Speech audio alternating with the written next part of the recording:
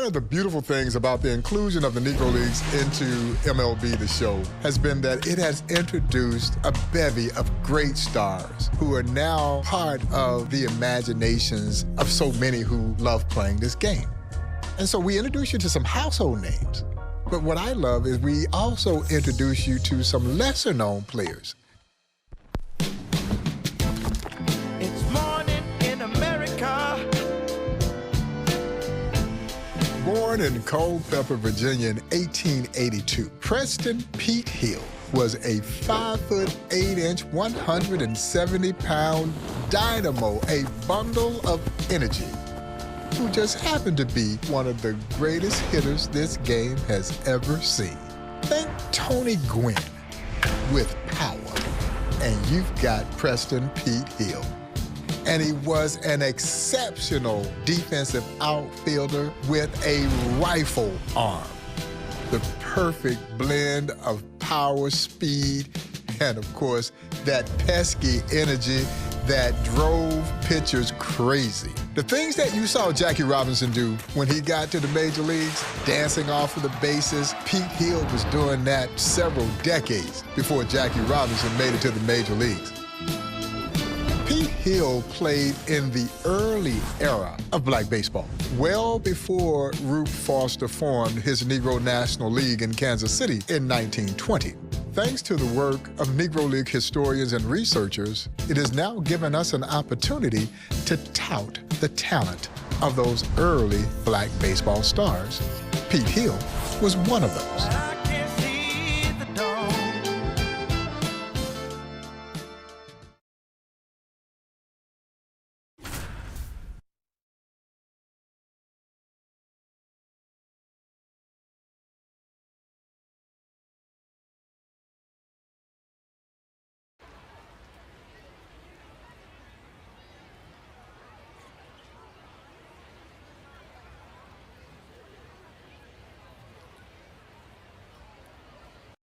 One down.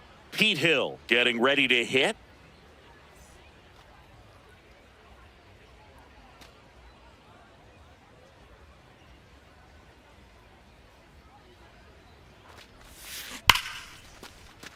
And foul ball.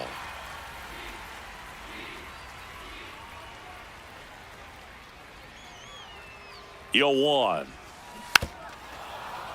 Mendez at first, one gone.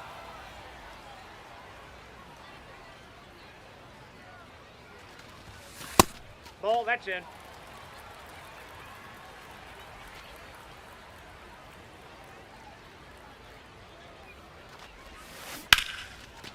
Liner caught it second. Back now at Southside Park, ready to go, bottom four. Pete Hill digs in now.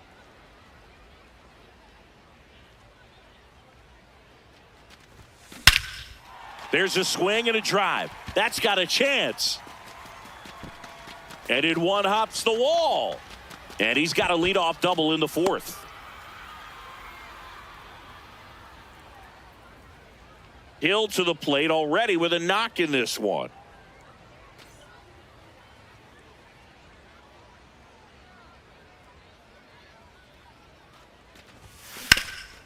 That one back up the middle, and it gets through.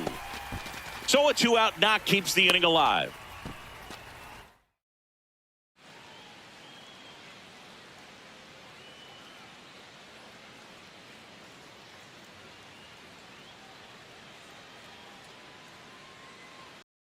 So digging in, lefty Bradley.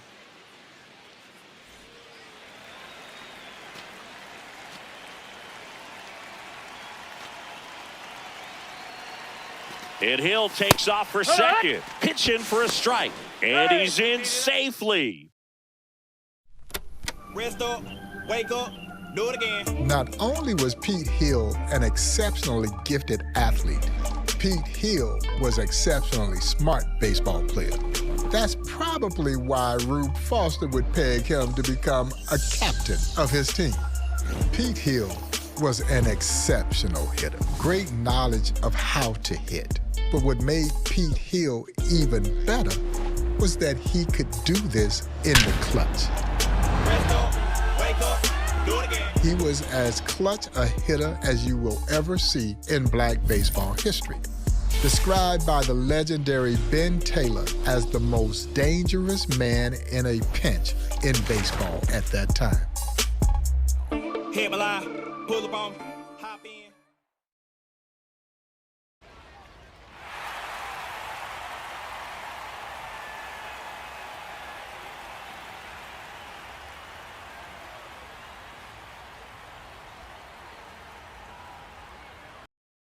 And Pete Hill steps in with 2 outs, trying to bring the winning run home from third. Hard hit, base hit. Ball game. Pete Hill brings home the winning run and walks it.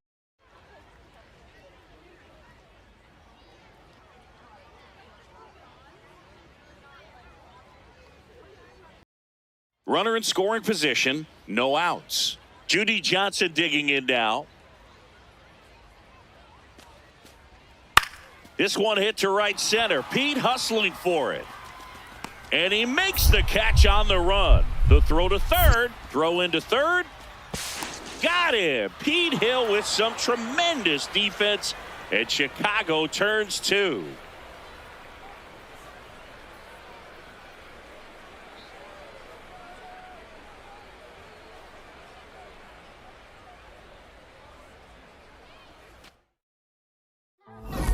Pete Hill could absolutely rake. His 1919 season is a great indication of the power that this dynamo possessed. On April 27, 1919, Hill performed a feat duplicated only once before at Mack Park when he hit one over the center field fence. Pete Hill finished the season with 28 home runs, one less than the Bambino. In Major League Baseball that year, no one besides Ruth hit more than 10 home runs. Pete Hill's 28 home runs certainly puts that in perspective. The power was incredible.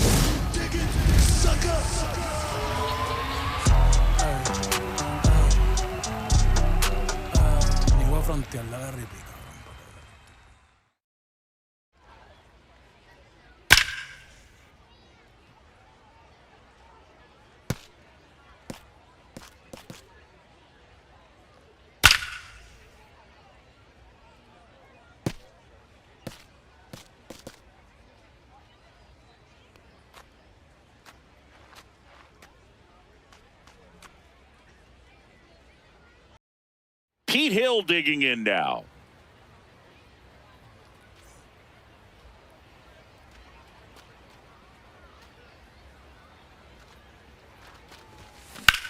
Hard liner. He's got it. Runner tags at second. Tag, but he's in there.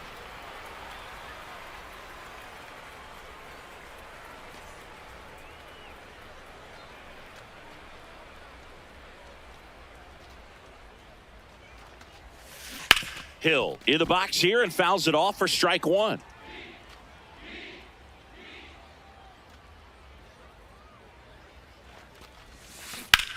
This one drilled right center field. That one heading for the fence and gone.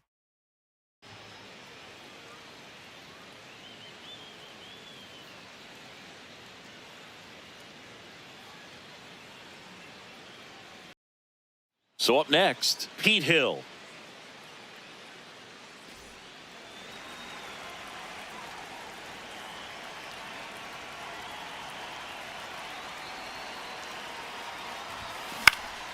Fouls away the first offering.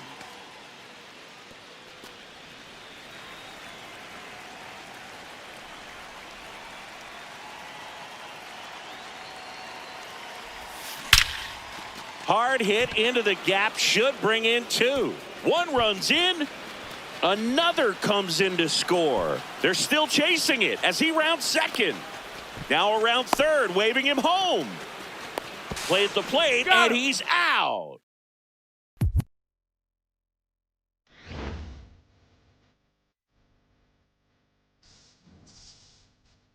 one thing we know, and this has never changed in our game, the players know who can play and who can't play. And Pete Hill earned the admiration not only of his teammates, but his peers. And the legendary Cumberland Posey in 1944 selected Hill to his all-time All-Star team, called him the most consistent hitter of his lifetime. Pete Hill was a five-tool player before we even called it a five-tool player. Hit the power, hit the average, could field, could run, could throw. He was tremendous at the plate. Great eye. Contact hitter with power. But Pete Hill played a flawless outfield. He could go get it with the best of them. And he had an arm that would rival some of the greatest arms in this game. In 2006, Pete Hill was one of the 17 Negro League players and/or executives who moved across that threshold into baseball immortality with their induction into the National Baseball Hall of Fame. And for early black baseball history, for the history of the Negro Leagues, and I do believe for baseball history, this was a tremendous accomplishment. And certainly for the Hill family. It brought a level of prestige and joy to their loved ones, and rightfully so. Different this, doing different that. Tell me where you from, tell me where you at.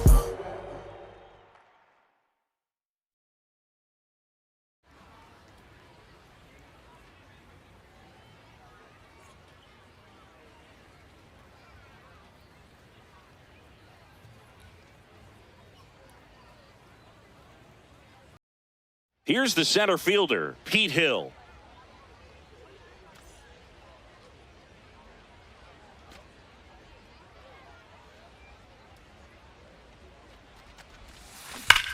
This one drilled right center field. That one heading for the fence and gone.